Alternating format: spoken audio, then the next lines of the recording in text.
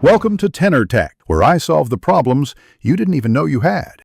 You start by claiming the publication name and URL. This locks your brand. Once done, fill the short bio and profile image so readers immediately understand who you are. Next, set your visibility and payment settings. Choose free, paid, or mixed, and enter a realistic monthly or yearly price.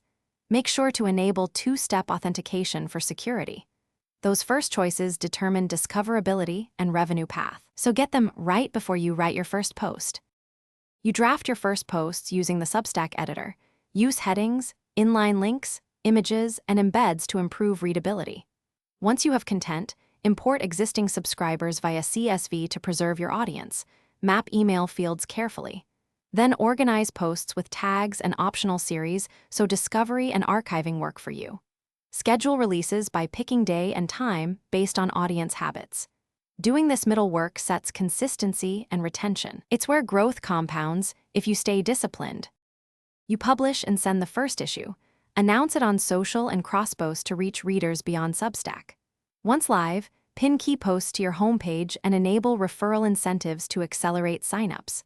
If paid subscriptions are active, verify Stripe integration and test checkout flow. Troubleshoot common issues by checking email deliverability, spam filters, and RSS feed validity. If subscribers report missing emails, resend as a test and inspect headers. That final verification keeps your audience. Thanks for watching. Subscribe to keep your life in tune.